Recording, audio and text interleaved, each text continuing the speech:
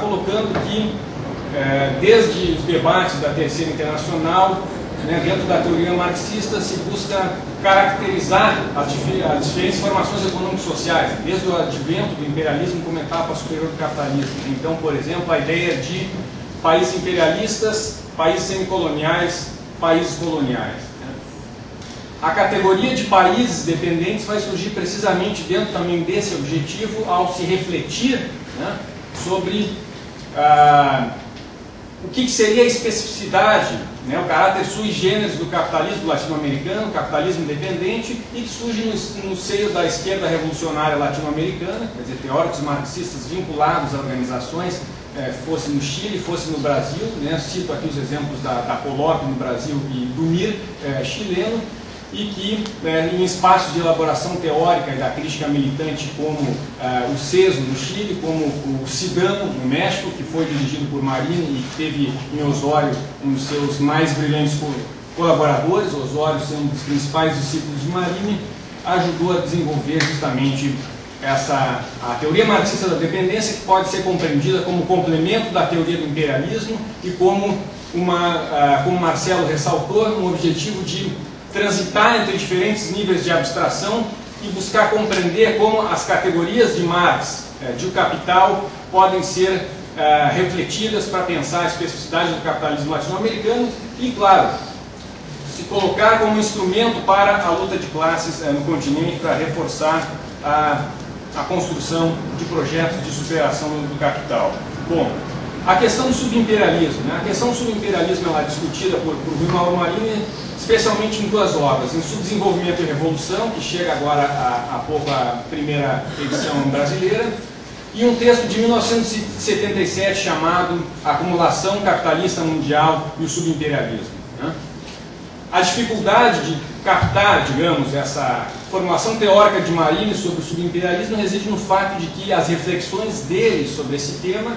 restaram dispersas em um conjunto de obras, de artigos, quer dizer, sem que nós tivéssemos a palavra de final de Marini sobre o que ele considerava se tratar do subimperialismo. Quer dizer, um trabalho de resgate, de buscar essa sistematização da obra dele,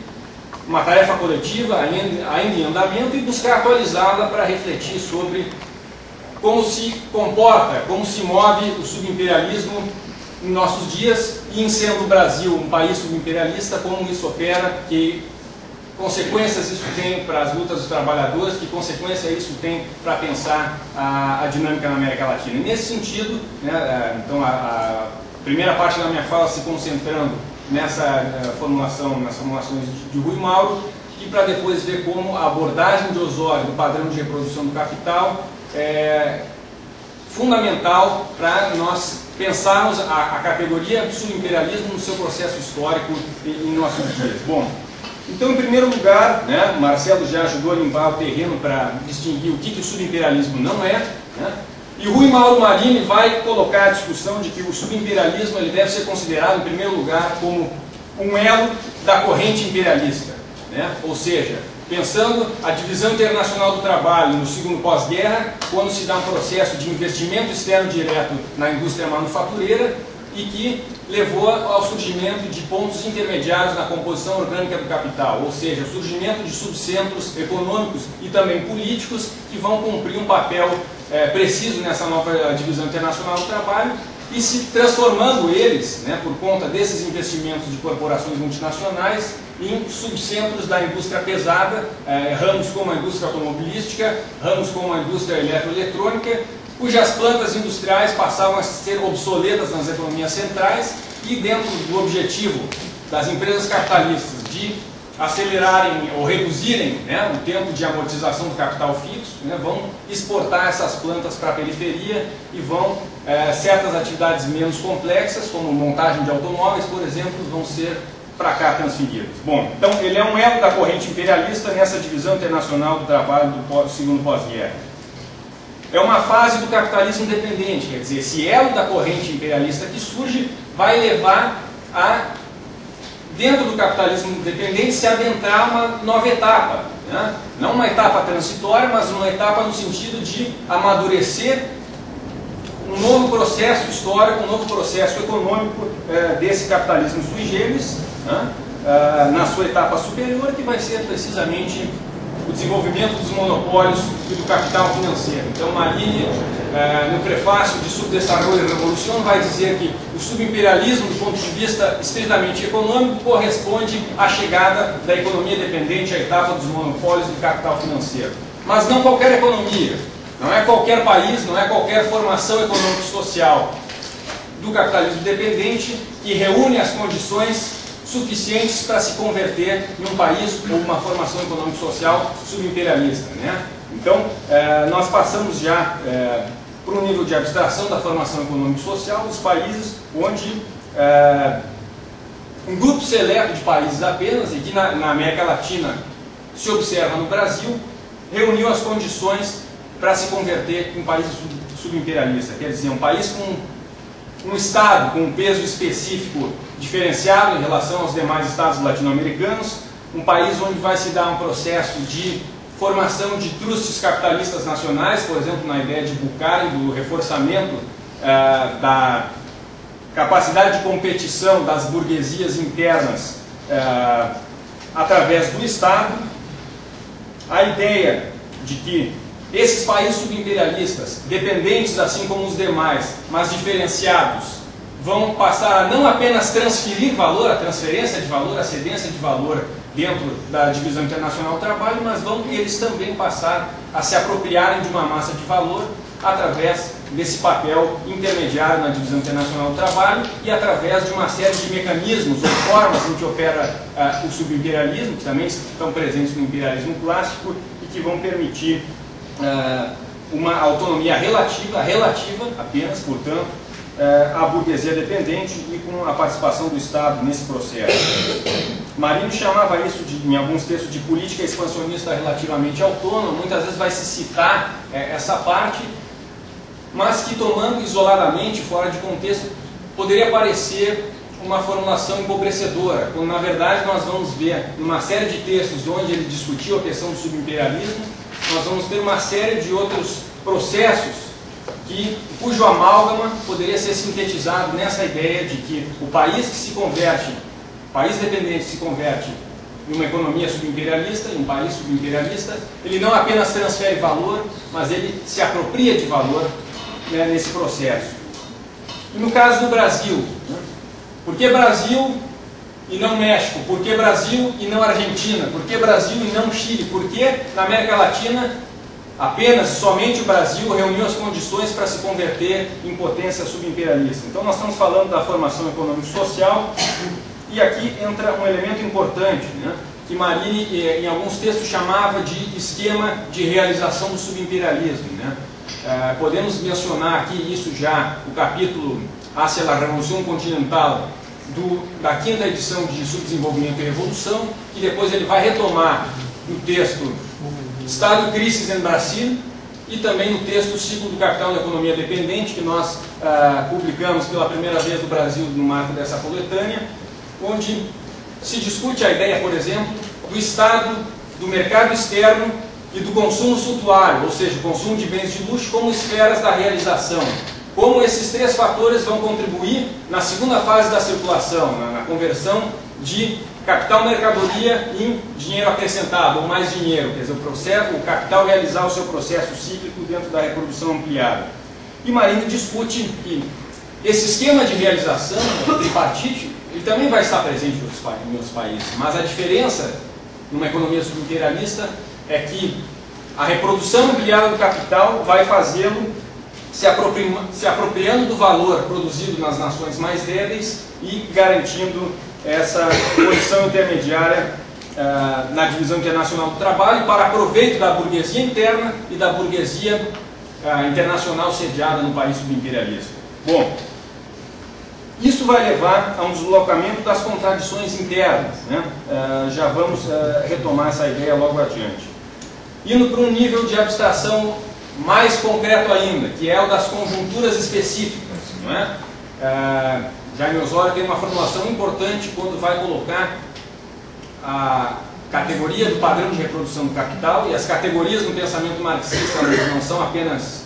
construções mentais, não são simples noções, mas elas existem materialmente na realidade, enquanto concreto síntese. O padrão de reprodução do capital existe. O novo padrão de exportador de especialização produtiva, que é diferente do padrão industrial diversificado do período dos anos 1960 e 70, por exemplo, não é?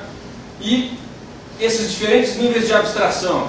modo de produção, sistema mundial, padrão de reprodução do capital, formação econômico-social e conjuntura, é precisamente através deles que nós precisamos pensar o conjunto de categorias da teoria marxista da dependência, como se articula a superexploração da força de trabalho e a transferência de valor, como se dá a questão da cisão entre as fases do ciclo do capital. Então, uma economia que produz automóveis, um bem de luxo, onde 60% das famílias brasileiras não possuem esse bem. Quem vai consumir isso? Qual é a consequência disso para os salários do ponto de vista reprodutivo dessa economia? Enfim. Mas eu falava da conjuntura, e a conjuntura onde vai se dar, por exemplo, a questão da política exterior. Então, muitas vezes, a discussão do subimperialismo ela é colocada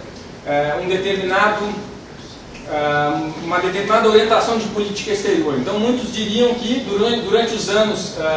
FHC não haveria subimperialismo, porque havia um alinhamento mais automático com as políticas imperialistas na ONU, no Conselho de Segurança, em outras esferas. Isso é confundir forma e essência. Né? Então, esse é em níveis de abstração. Então, isso nós vamos poder retomar também depois no debate, mas o que eu gostaria de então pensar, como o subimperialismo, como esse conjunto de determinações que Marinho discutiu, podia ser observado no período do regime do terror de Estado, da ditadura brasileira, não é? Quando o Brasil se tornou a 8ª posição na indústria automobilística mundial, quando a indústria automotriz tinha um papel fundamental na indústria de transformação e, ao mesmo tempo, como subcentro da indústria pesada na América Latina, o Brasil era o segundo maior exportador de armamentos do terceiro mundo, atrás apenas de Israel. Quando 60% das exportações de manufaturados brasileiros se destinaram para países da LAU, da América Latina, da Associação Latino-Americana de Livre Comércio, e quando começou um processo de expansionismo voraz pelo controle de matérias-primas e fontes de energia no exterior, como o Tratado de Itaipu com o Paraguai e como a conquista de fontes de petróleo, por exemplo, em países da ex-colônias da África Portuguesa. E quando também começou um processo ainda que incipiente de exportação de capitais, como por exemplo a abertura de sucursais do Banco do Brasil em países do Cone Sul e subvencionando a exportação de capitais, a abertura de filiais de empresas brasileiras. Vejam que a alteração do padrão de reprodução do capital, do padrão industrial diversificado para o atual novo padrão exportador de especialização produtiva, não altera a essência do subimperialismo, altera as suas formas. Se hoje há um recuo da indústria de transformação em relação às indústrias extrativas, se hoje o que puxa o dinamismo do crescimento do capitalismo brasileiro são as matérias-primas e os produtos semiprocessados, muda a forma do padrão de reprodução do capital e a maneira como opera o subimperialismo. E colocando alguns elementos nesse sentido, nós poderíamos pensar que os ramos hoje que estão vinculados às matérias-primas e essas indústrias básicas são precisamente aqueles que garantem, junto com o agronegócio, o superávit comercial das contas brasileiras, são os que puxam o crescimento industrial, são os que exigem uma política energética que despoje a populações, seja internamente, Belo Monte, por exemplo, e ali estão o povo de Xingu e os camaradas que estão na luta contra esse processo devastador. São 18 usinas hidrelétricas no plano decenal de energia do governo federal na Amazônia, das 71 que estão planejadas. Para qual finalidade? O que se produz, para quem se produz, como se produz? Padrão de reprodução do capital. Se produz hoje matérias-primas e produtos industriais e se produz uma reorganização do território para atender a esses ramos do capital. Bom, Marcelo falou do BNDES, né, e nós temos um fator que eu deixei de mencionar aqui, é assim como no imperialismo clássico, o subimperialismo, como um elo da corrente imperialista, vai ver uma profunda imbricação entre o capital bancário e o capital industrial. E isso se observa hoje nas tendências do capitalismo brasileiro, quando as grandes empresas que estão nos ramos econômicos que lideram esse crescimento, posso mencionar aqui frigoríficos como Marfrig, JBS Friboi, Grupo Votorantim, Vale, Gerdau, Petrobras, construtoras como Odebrecht, a Eletrobras, que teve o seu estatuto alterado pelo governo no segundo mandato de Lula, para permitir a exportação de capitais, né, ou se envolver em represas em outros países, e há um tratado buscando a construção de 5 mega hidrelétricas na Amazônia peruana, justamente um sério perigo de levar à dissolução dessas formações sociais comunitárias dos povos indígenas para exportar matéria-prima barata para as empresas do grande capital sediado no Brasil que demandam tanta energia. Bom, esses grupos, entre outros, são aqueles que têm uma elevada participação acionária do BNDES, através da BNDES Par, que compra debêntures e outros papéis desses conglomerados. São ponta de lança do capitalismo brasileiro contemporâneo, no novo padrão exportador de especialização produtiva. São empresas que têm captado capitais através da emissão de debêntures e outros papéis, né, através de ofertas de ações primárias na Bovespa, por exemplo. E aqui entra um elemento fundamental, né? O subimperialismo não é uma autonomia, não é uma desvinculação do imperialismo dominante, é o desenvolvimento associado, integrado, outras noções fundamentais desenvolvidas por Marinho, né? Pensar o caso então do JBS Friboi, que é o maior frigorífico mundial, surgido nos últimos anos com um investimento vultoso do Estado brasileiro e que tem 57% de acionistas estrangeiros no seu controle. E um investimento de 1,43 bilhões de reais através de aportes do BNDES. BNDES, Fundo de Amparo ao Trabalhador, poupança da classe trabalhadora, poupança dos funcionários brasileiros, recursos do FAT, que está uma massa de dinheiro gestionada por esse banco. Bom, eu já estou me estendendo demais, mas eu gostaria de elencar mais algumas características para demonstrar precisamente como, desde esses níveis de abstração mais elevados e intermediários, é preciso nós investigarmos também como o subimperialismo opera em cada conjuntura, porque isso não é gratuito, não é fortuito, mas um passo fundamental para a crítica e um passo fundamental para pensar alternativas de integração. Então, esses mesmos ramos econômicos do subimperialismo sob o atual padrão exportador de especialização produtiva, que são pivôs do subimperialismo brasileiro na região, são agentes diretos do despojo do território e da exploração de trabalhadores, em países como Peru, Equador, Bolívia, etc., e são responsáveis, sim, hoje, pelo que Marinho dizia como o divórcio entre a estrutura produtiva e a necessidade de consumo das amplas massas, da maioria da população. Osório mencionava que é diferente entre o capital se reproduzir, produzindo automóveis, ou produzindo soja. Ou produzindo automóveis e soja simultaneamente também, como hoje acontece. E hoje nós temos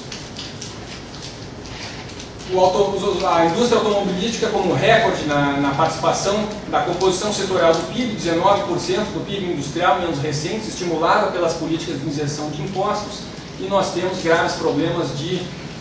transporte para a população trabalhadora no país. O Brasil é o maior exportador mundial de carne bovina e nós temos milhões de brasileiros em situação famélica, miserável, que não têm acesso a esse valor de uso, a esse bem que é a carne. Nós temos hoje grandes construtoras que, a despeito da farra que existe em grandes obras, né, dos eventos esportivos, ainda assim obtém 75% do seu faturamento em obras no exterior, como a Odebrecht, como Andrade Gutierrez, despojando territórios indígenas, utilizando países da região como espaço de trânsito para exportar mercadorias como soja para os mercados asiáticos, se não tivéssemos também uma grande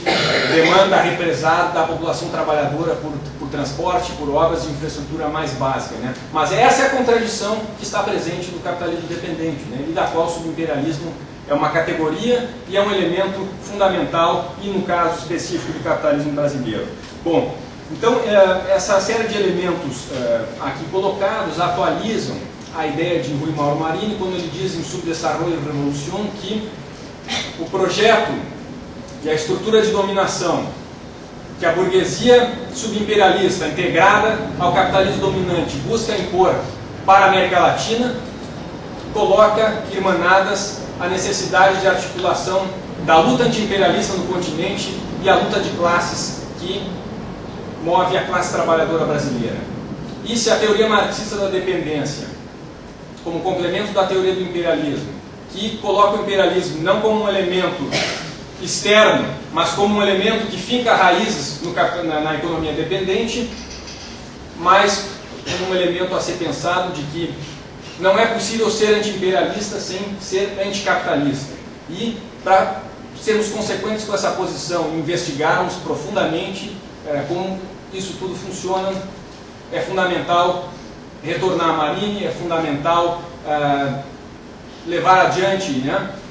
os ensinamentos aqui colocados pela Conferência de Osório, e essa é uma tarefa coletiva e que esse seminário busca colocar. Então, quero agradecer a atenção de vocês e acho que vamos ter um bom debate daqui para diante.